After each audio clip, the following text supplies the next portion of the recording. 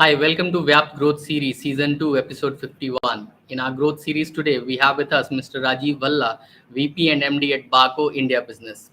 Rajiv is an industry veteran with over 3 decades of experience. Rajiv has successfully driven growth of Barco's local footprint here in India. An established thought leader and change agent, Rajiv has held key leadership positions with major global giants. Join me to welcome Rajiv Bhalla. Namaskar, Rajiv. Welcome to VYAPT Growth Series. Thank you, Pankaj. Thank you for having me. Uh, we'll be having four curiosities, Rajiv, with you, and I'm sure this is going to be a fantastic session with you. Having some of the knowledge around the kind of industry you've been working with, and the great journey you have been, you have with so many companies so far. So I'll start with my first curiosity. Can you talk to us about your journey at Barco, and how did you drive exponential growth at Barco? Well, Pankaj, Barco is a Belgian multinational. We are headquartered in a small town called Kortrijk, which is just about 1.5 hours drive from Brussels. Barco develops visualization and collaboration solutions that help professionals innovate in entertainment, enterprise, and healthcare segments. These are the three segments that we really operate in. If I have to talk about my journey, I would say my journey at Barco has been a treasure trove of experiences and learning. We've had some cherished bonds, interesting memories, interesting challenges, and delightful experiences. Uh, with the ever changing business landscape, uh, I've had the privilege of conceiving, crafting, and nurturing some unique initiatives which have helped Barco move to levels that it is at in India. Collectively as a team, if I have to think of it, we've had. I am fond of. I cherish three key milestones. Right, we drove exponential growth year on year. Second, in our cultural transformation journey, we work towards transforming Barco into a center of excellence, both for manufacturing and software development. But we also ensured that Barco becomes a second home for our employees. Thirdly, I think we've succeeded in creating a high trust, high performance work culture, and this is manifested by the fact that Barco has been recognized as a great place to work for 3 out of 4 years, other than COVID. Today, 17% of Barco's worldwide workforce is now based in India. Specifically to your question on exponential growth, Pankaj, I've always believed that for multinationals to succeed in India, you need to adopt an in country, for country approach. And that's what we did. We convinced the management team or the leadership team at HQ to look at India specific offerings, uh, India specific price points, value definitions.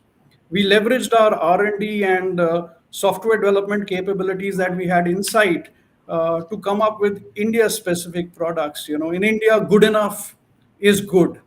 And one doesn't need to always sell a Rolls Royce or a Ferrari in the market, right? If you need to create value, and I think that's what we tried to do. We also strengthened our channel partner ecosystem, built trust with our partners, built trust with our customers.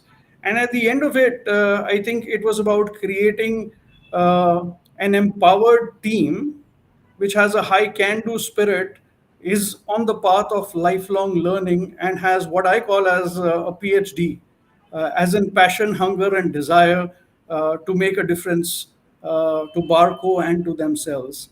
All of this, I would say, led to our exponential growth journey. Now, whilst we did this, we also ensured that we attach a lot of importance to doing things in the right fashion and doing things in a sustainable manner. For us, sustainability has always been a mindset. And here I talk about not only Barco India, but Barco worldwide. Uh, we ensure that our sustainability approach revolves around three key pillars: people, planet, and the community.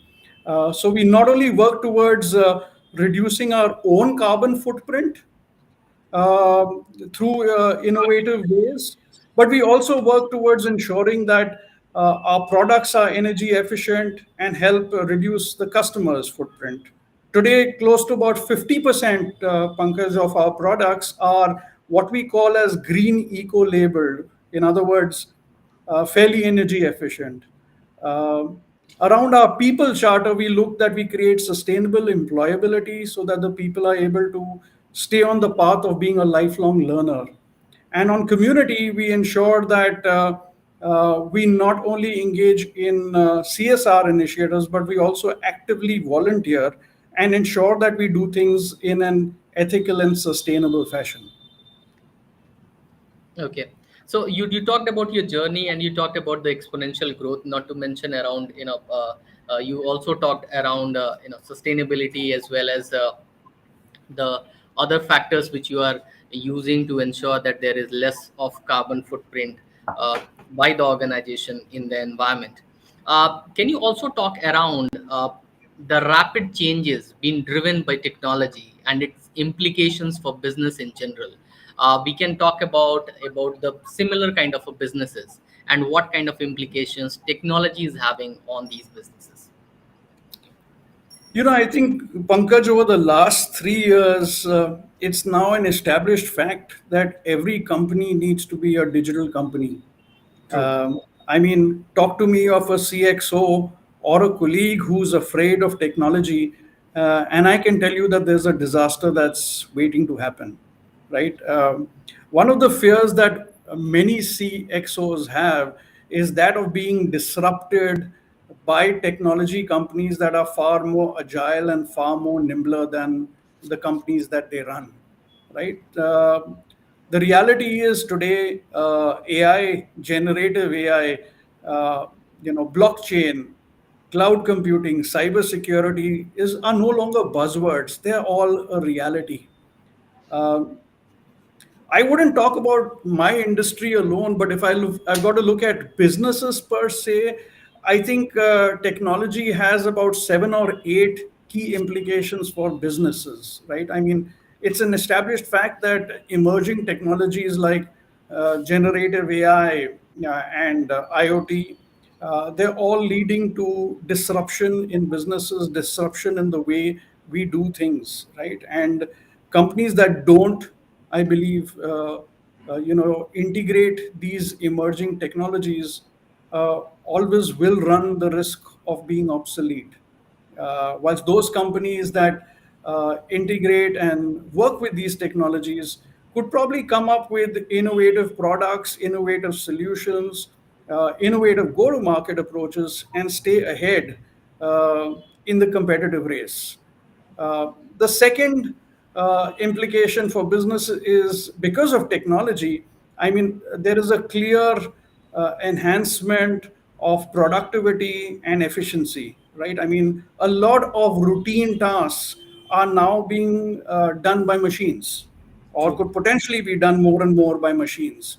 Hmm. Now, what this means really is it frees up human resources which could be redeployed to do something more creative, something more productive. Hmm. But it also throws up this challenge that these freed up human resources need to potentially be upskilled and reskilled so that they stay relevant and in the race, right? So Hmm. that's another real implication for businesses.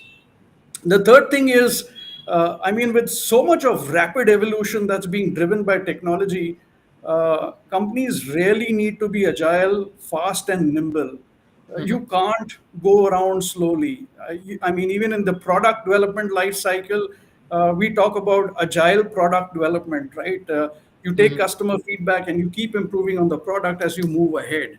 That's another implication.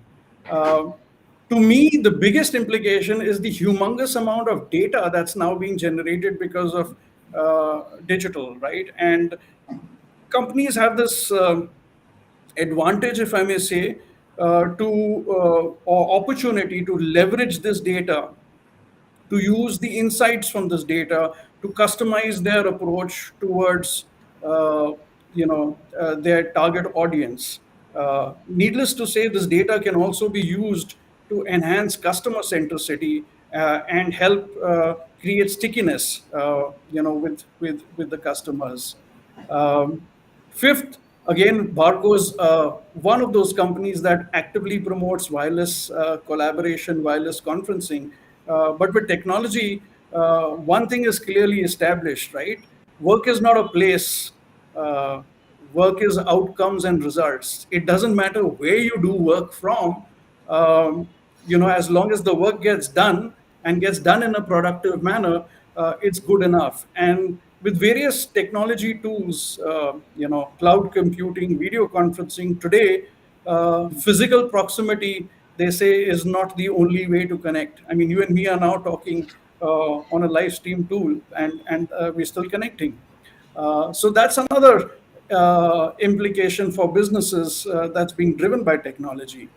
Um, then there is this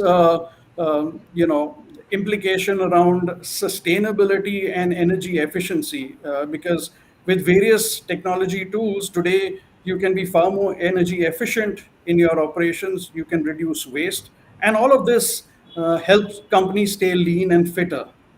uh, with all these things happening, there is this big threat of cybersecurity, and companies need to ensure that they have a robust firewall system to ensure uh, that they're secure, and they also need to work around ensuring that they protect customer data so that they can retain trust with the customers. The last point from a technology implication that I'd like to highlight is around the regulatory frameworks. With so much of change that's being driven by technology, whilst companies work towards adapting these technologies, one has to also be cognizant of the regulatory and compliance implications. I mean, today itself, there is a lot of talk that's going on around ethical AI, right? And the implications there. So one has to be sure that one's compliant within those frameworks. Obviously, for all of this to be real, the CXO needs to ensure that he or she builds a DNA of lifelong learning in the organization. I mean, not only around technology skills, but also around soft skills like communication, collaboration, and cognitive skills.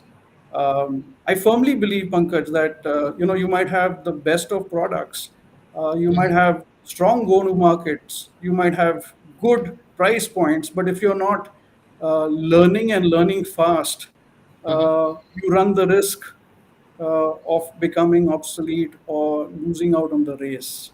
So, to summarize, um, from a technology perspective, I think companies need to adopt these changes. They need to be kind of looking at embracing innovation. They need to invest in talent, and there needs to be visionary leadership that drives the company on sustainable and ethical paths. That's so true. I think humans have always been, adapting changes, and this too is an era of adapting changes. And with our instinct of adapting further, I think we will be very much sure that we are able to serve the world a little more better. Uh, After the question on technology, I would like to learn from you is that what are the direct and indirect opportunities? When I say opportunity, I mean job opportunities this industry is creating in order to serve the masses. See, the visualization and collaboration industry that I come from is growing at a double digit rate, right? And if you really look at it, there are opportunities being created at a product level, there are opportunities being created at an end customer level or at a usage level. Today, when I talk about new technologies, I mean, we are seeing new technologies around organic LED, micro LED tiles. We are seeing flexible displays come up. Now, what these new display solution technologies are doing is kind of expanding the market, expanding the use case, and creating more and more opportunities.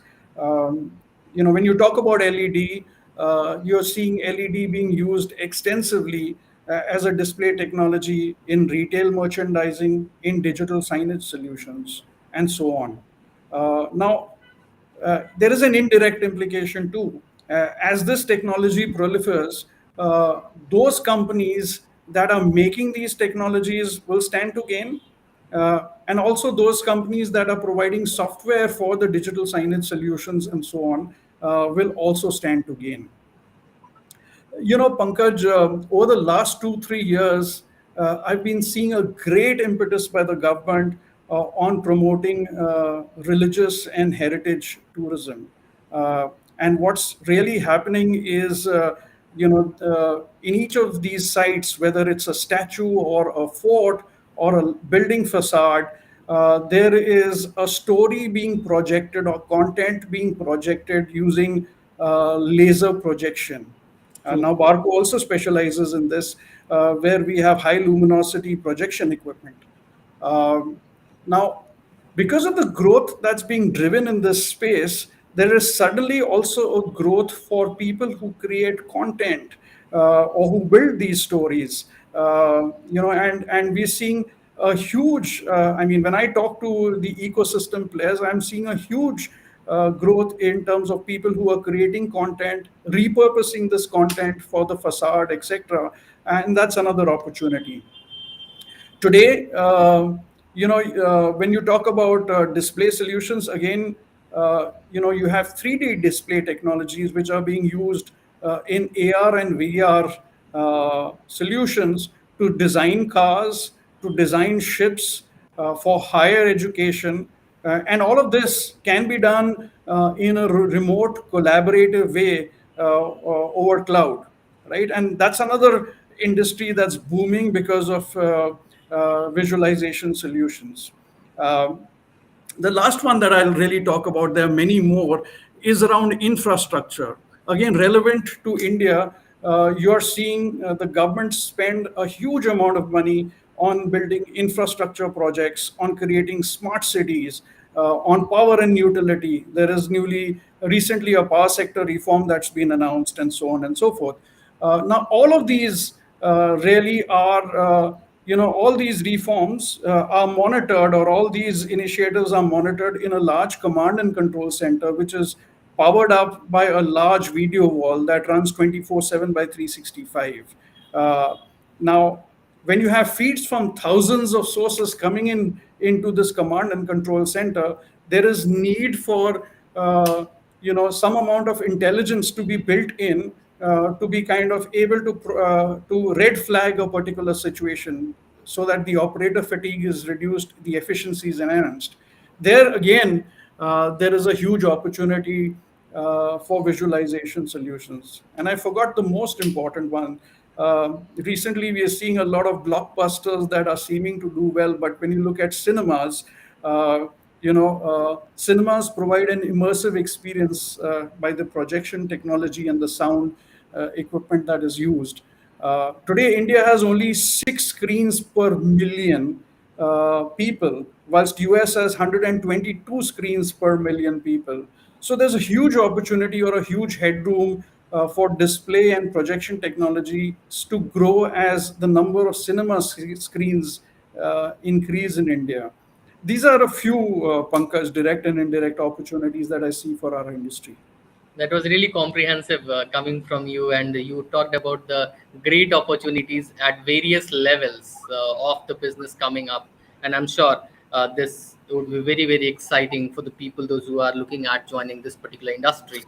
After a comprehensive talk on growth, sustainability, and opportunities, uh, we would like to go on our next round, which is rapid fire round.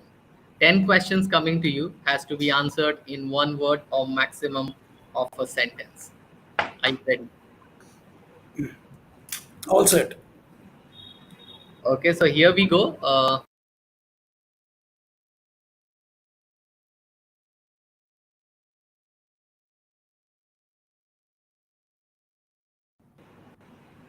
So here is my first one. Your favorite cuisine. Well, these days my favorite cuisine is Vietnamese cuisine. It helps me stay light and stay fit. Okay. What time do you usually wake up in the morning? I get up by about 6:30, spend the first hour really for myself and prioritize my day. And there is something about your dreams. What is the landscape would you like to live in? Well, in an ideal situation, I'd love to live in a secluded, and I underline the word secluded, uh, forest hillside, uh, and in the summers, and a secluded beachside in the winters. I love seclusion and tranquility. Secluded beachside in winters. Yeah. Okay. Uh, as a child, what were you most afraid of? Fear of heights. I've been able to navigate through this today by jumping out of airplanes, doing paragliding, doing soaring. But yeah, it was the fear of heights. Okay. One subject you would like to learn more about. Today, generative AI, I think there's a lot of ways in which generative AI can help businesses, help individuals. And I'm particularly interested around the conversation around ethical AI. It's 5 on 5 to you. I'll move on now. One sub. Okay. So how would you define success? The sixth one. Success to me, Pankaj, is a moving milestone. It's the progressive achievement of a worthy goal, but that milestone keeps changing at each stage. Okay. The next one. What's your favorite board game? Chess, I think it provides the right opportunity to leverage your intellect, competitive intelligence, and also to be a lifelong learner. Even chess masters keep practicing to keep ahead of them of their competition. Given a chance, would you ever like to appear on a reality show? Wow, that's a tough one. Um, to me, a reality show is where real people are asked to do real things, but they land up in unreal situations. So, frankly, no, I would not like to appear in a reality show unless it's for a cause. Three words that define you. Passionate, inquisitive as a lifelong learner, and compassionate achiever. Which movie, book, or TV show influenced or changed your life?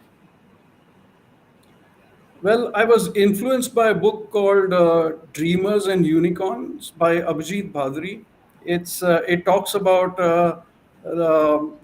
continuous the need to continuously reinvent yourself. There's a particular chapter called Life Being a Series of S Curves, where it says that in after every success, after a few years, you need to kind of step away and move towards doing something different, and I can associate with it at this stage of my life. Okay, so that's really inspirational coming up. 10 on 10 to you in this rapid fire round. Well done, Rajiv.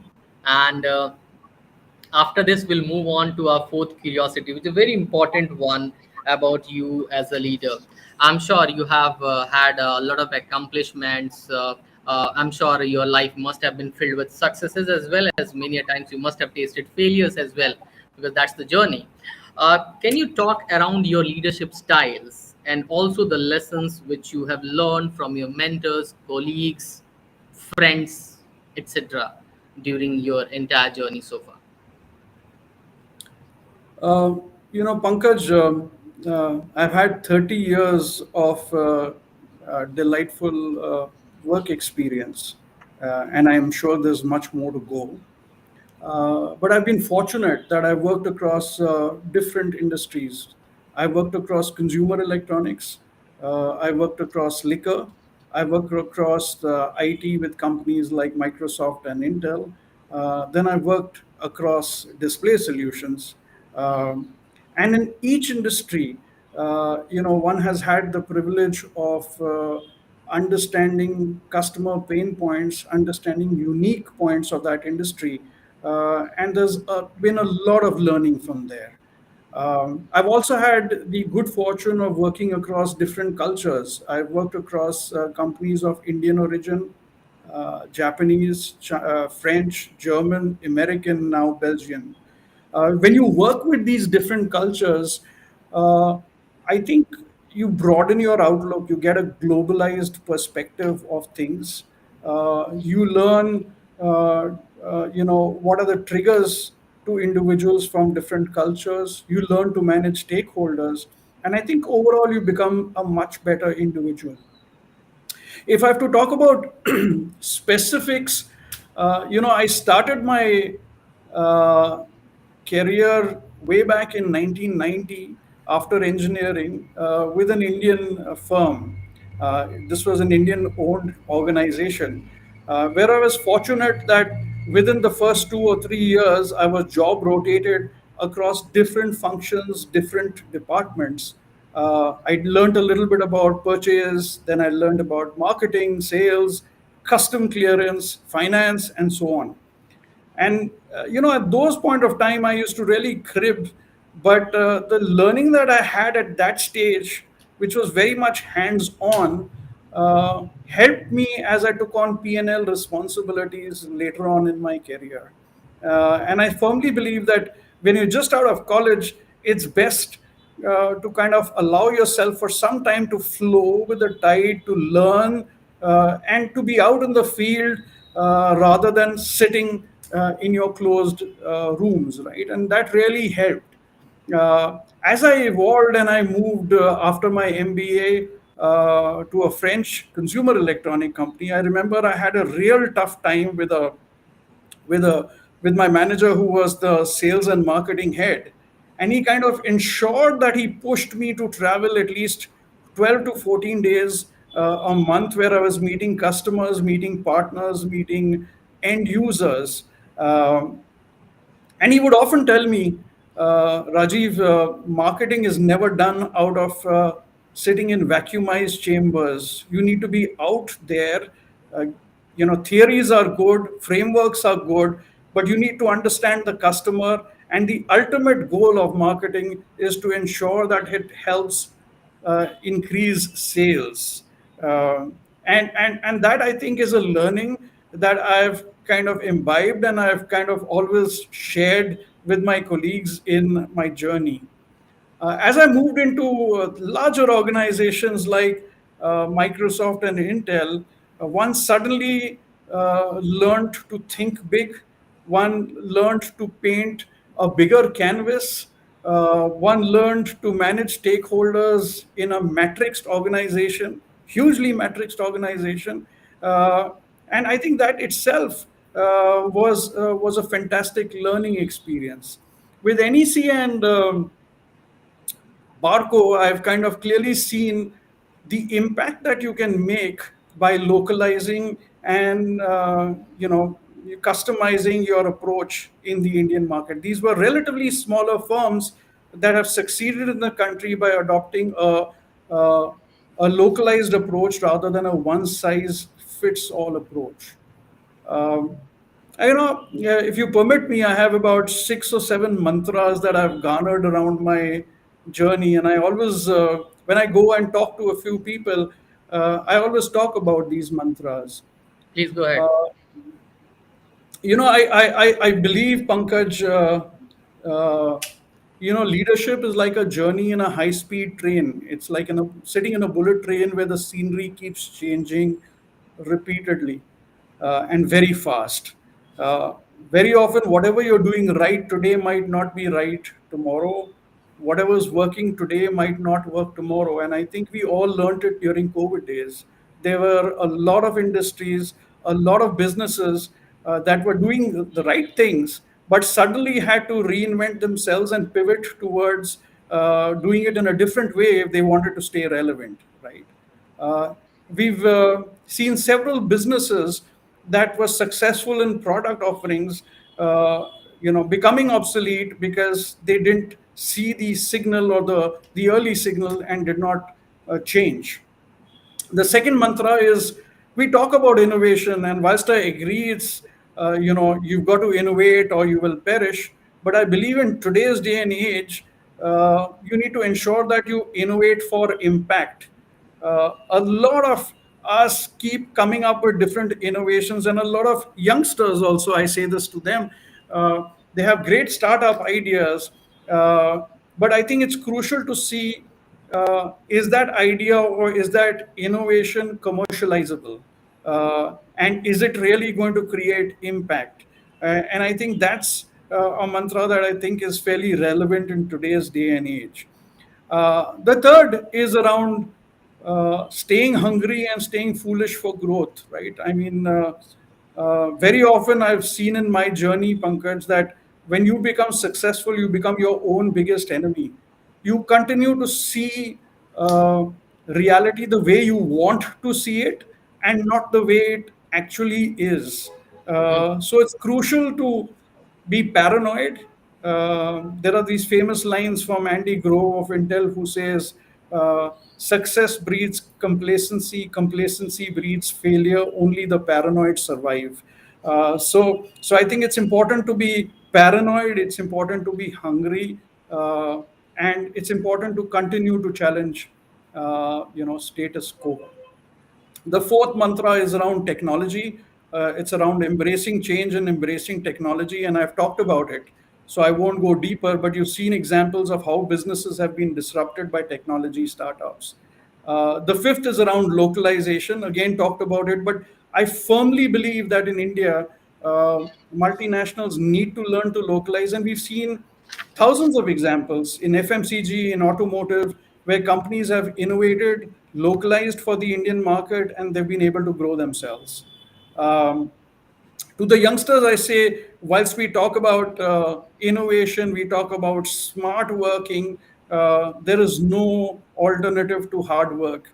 And you've got to keep at it, you've got to keep honing your skills, you have to be continuously a lifelong learner.